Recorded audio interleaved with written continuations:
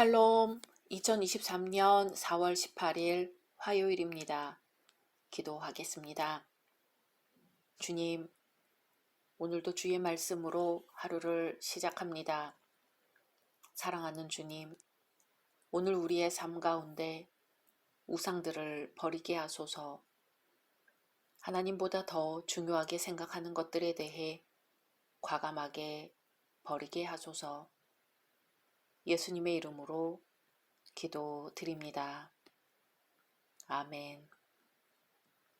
오늘의 말씀은 열왕기상 16장입니다. 여호와의 말씀이 하나니의 아들 예후에게 임하여 바하사를 꾸짖어 이르시되, 내가 너를 티끌에서 들어 내 백성 이스라엘 위에 주권자가 되게 하였거늘 내가 여로보암의 길로 행하며 내 백성 이스라엘에게 범죄하게 하여 그들의 죄로 나를 노엽게 하였은즉 내가 너 바하사와 내 집을 쓸어버려 내 집이 느밧의 아들 여로보암의 집같이 되게 하리니 바하사에게 속한 자가 성읍에서 죽은즉 개가 먹고 그에게 속한 자가 들에서 죽은즉 공중의 새가 먹으리라 하셨더라. 바하사의 남은 사적과 행한 모든 일과 권세는 이스라엘 왕 역대지략에 기록되지 아니하였느냐.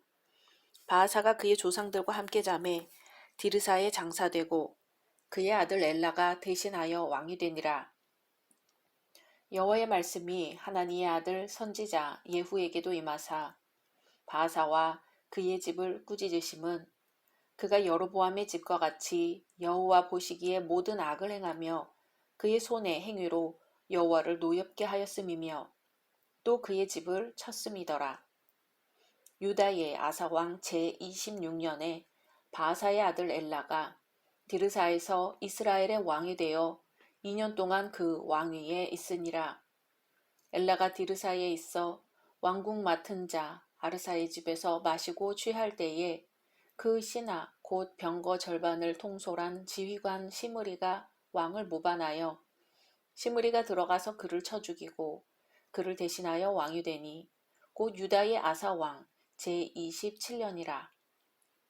시므리가 왕이 되어 왕위에 오를 때에 바하사의 온 집안 사람들을 죽이되 남자는 그의 친족이든지 그의 친구든지 한 사람도 남기지 아니하고 바하사의 온 집을 멸하였는데 선지자 예후를 통하여 바하사를 꾸짖어 하신 여호와의 말씀같이 되었으니 이는 바하사의 모든 죄와 그의 아들 엘라의 죄 때문이라. 그들이 범죄하고 또 이스라엘에게 범죄하게 하여 그들의 헛된 것들로 이스라엘의 하나님 여호와를 노하시게 하였더라. 엘라의 남은 사적과 행한 모든 일은 이스라엘 왕 역대지략에 기록되지 아니하였느냐. 유다의 아사왕 제27년에 시므리가 디르사에서 7일 동안 왕이 되니라. 그때의 백성들이 블레셋 사람에게 속한 기브돈을 향하여 진을 치고 있더니 진중 백성들이 시므리가 모반하여 왕을 죽였다는 말을 들은지라. 그날에 이스라엘의 무리가 진에서 군대 지휘관 오므리를 이스라엘의 왕으로 삼음에 오므리가 이에 이스라엘의 무리를 거느리고 기브돈에서부터 올라와서 디르사를 에워쌌더라. 시므리가 성읍이 함락됨을 보고 왕궁 요새에 들어가서 왕궁에 불을 지르고 그 가운데에서 죽었으니 이는 그가 여호와 보시기에 악을 행하여 범죄하였기 때문이니라. 그가 여로보암의 길로 행하며 그가 이스라엘에게 죄를 범하게 한 그 죄 중에 행하였더라. 시므리의 남은 행위와 그가 반역한 일은 이스라엘 왕 역대지략에 기록되지 아니하였느냐. 그때의 이스라엘 백성이 둘로 나뉘어 그 절반은 기낫의 아들 디브니를 따라 그를 왕으로 삼으려 하고 그 절반은 오므리를 따랐더니 오므리를 따른 백성이 기낫의 아들 디브니를 따른 백성을 이긴지라. 디브니가 죽음에 오므리가 왕이 되니라. 유다의 아사 왕체 31년에 오므리가 이스라엘의 왕이 되어 12년 동안 왕위에 있으며 디르사에서 6년 동안 다스리니라. 그가 은 2달란트로 세멜렉에서 사마리아 산을 사고 그 산 위에 성읍을 건축하고 그 건축한 성읍 이름을 그 산 주인이었던 세멜의 이름을 따라 사마리아라 일컬었더라.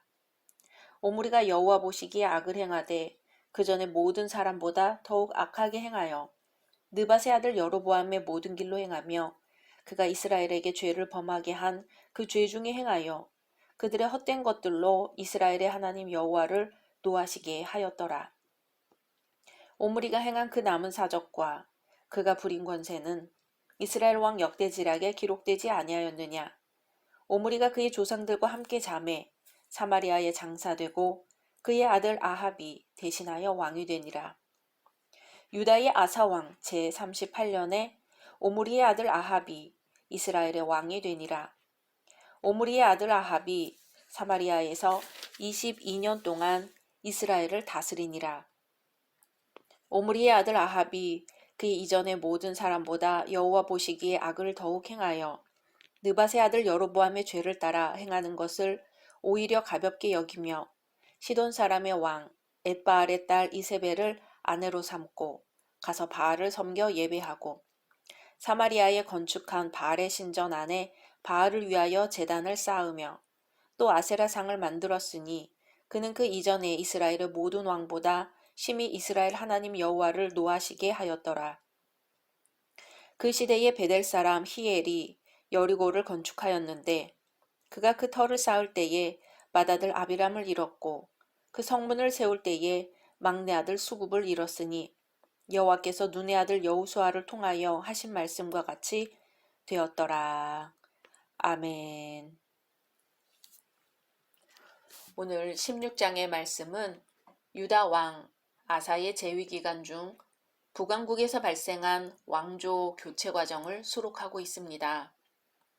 남왕국에서 아사 단 한 명이 왕으로 있는 동안 북왕국은 무려 3조 6왕의 교체가 있었습니다. 그중 시므리 왕조의 경우는 불과 7일 전하로 명맥이 끊깁니다. 북왕국의 수도 또한 빈번한 왕조 교체 못지않게 세겜에서 디르사로 또 사마리아로 바뀌고 있습니다. 한마디로 혼란과 불안정이 북왕국의 특성으로 나타납니다. 1절에서 7절은 바하사를 향한 예후의 심판 예언을 다룹니다. 북왕국의 3대 왕 바하사는 한마디로 여로보암의 길을 쫓아 악했습니다. 그런 바하사에게 하나님의 심판이 예고됩니다. 그리고 그가 죽자 그의 아들 엘라가 왕위를 이어갑니다. 만일 바하사가 여로보암 왕조를 무너뜨리면서 그것이 하나님을 거역하고 어그러진 길로 나아간 데 대한 심판임을 깨달았더라면 여로보암의 전철을 되밟지는 않았을 것입니다. 그러나 불행히도 바하사나 바하사 주변에는 그러한 점을 깨달을 수 있는 인물이 없었던 모양입니다. 결국 바하사에게 심판 예언을 하는 하나님의 사람도 유다 왕국에 속한 선지자 예후입니다. 당시 북왕국에는 하나님의 뜻을 분별할 영적 민감성을 지닌 사람이 그만큼 희박했던 것으로 보입니다.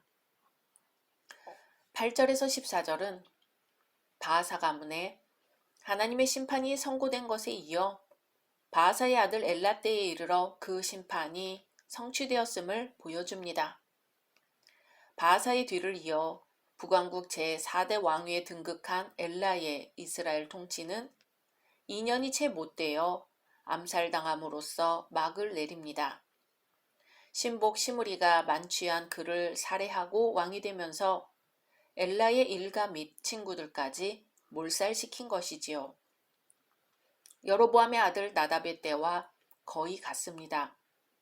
둘 다 통치 2년을 넘기지 못한 점이나 신복에 의해 살해된 점, 온 집안이 멸족당한 점 등이 그러합니다. 또 동일한 죄에 동참한 데 대한 하나님의 동일한 심판이었다는 점에서 더욱 그러합니다. 즉 여로보암 이래 이스라엘 왕국사는 인간의 타락과 하나님의 심판이라는 역사를 계속 반복하고 있는 것이죠. 더군다나 시므리는 엘라의 신임과 총애를 한 몸에 받던 장수였음에도 불구하고 엘라를 시해하는 비정하고 악한 인간의 모습을 보여줍니다.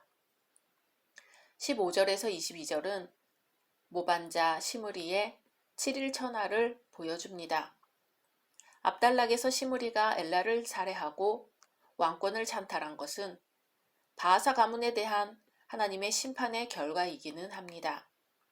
그러나 시므리가 불법적으로 일국의 왕을 살해하고 정권을 탈취한 죄악은 어떻게든 책임을 모면할 수 없는 법이지요.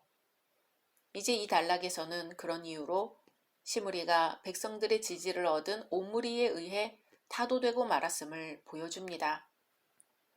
새 왕조를 수립한 시므리는 불과 7일 만에 스스로 몰락하고 맙니다. 비록 백성들 절반만의 지지이긴 해도 그에 힘입은 오므리가 왕궁을 포위 공격하자 시므리는 스스로 처소에 불을 놓은 후 그 가운데서 죽고 만 것이지요. 시므리는 여로보암의 길로 행하여 죄악을 저지른 탓에 하나님의 심판을 받았습니다. 여로보암의 길이란 신하로서 자신의 군주를 배반한 것이죠. 23절에서 28절은 오므리의 이스라엘 통치를 보여줍니다. 오므리는 시므리를 몰락시키고 디브니와의 경쟁 끝에 마침내 오므리 왕조를 창업한 북왕국 제6대 왕입니다. 오므리는 사실 여러 정황으로 보아 매우 유능한 통치자였습니다. 새로운 수도를 건축하고 군사적으로 정복했을 뿐 아니라 외교, 경제를 활성화시켜 오므리 왕조의 기반을 굳혔습니다. 하지만 열왕기 기자는 오므리에 대해 냉정한 혹평만을 하고 있습니다. 오므리는 이전에 누구보다 우상숭배의 악행을 저지른 왕일 따름이라는 것이죠. 성도로서의 정체성은 순수한 신앙을 이어가고 있는가입니다. 평범하면서도 강조되어야 할 중요한 문제이지요.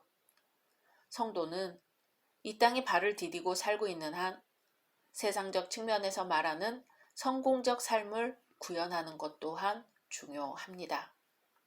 그러나 우리에게는 생애 몇몇마다 만사제치고 씨름해야 할 문제가 있습니다. 그것은 곧 나는 성도다 하는 것과 나는 성도로서 순수한 신앙을 가지고 있는가 하는 자기 정체성에 대한 문제입니다.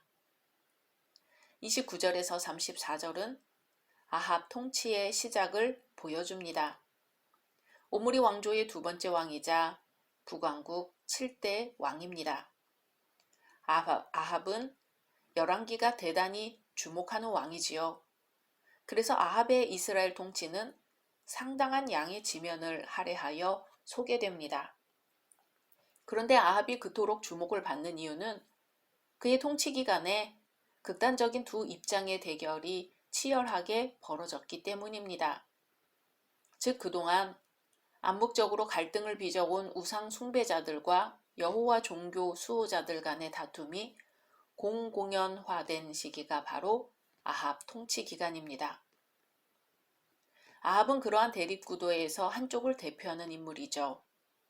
양편의 대립이 절정에 달한 시점에 등장한 대표 선수답게 아합은 가장 악한 왕이었다고 본문은 말합니다. 또한 아합 통치의 일반적인 면모를 짐작하게 하는 요소가 등장하는데요. 곧 이세벨의 존재와 바알 신전 건축입니다. 시돈의 왕녀 이세벨은 그 전제적 권력욕과 바알 종교의 극성스런 열정으로 해서 한 시대의 악역을 담당하기에 충분한 여장부였습니다. 북왕국의 수도 사마리아에 바알 신전이 세워짐으로써 이스라엘의 신이 마치 바알인 것처럼 된 데에는 이세벨의 입김이 강하게 작용했습니다. 이스라엘의 목자여야 할 왕이 도리어 이세벨을 쫓아 적극적인 우상 숭배 장려 정책을 편 것은 치명적인 죄가 되었습니다.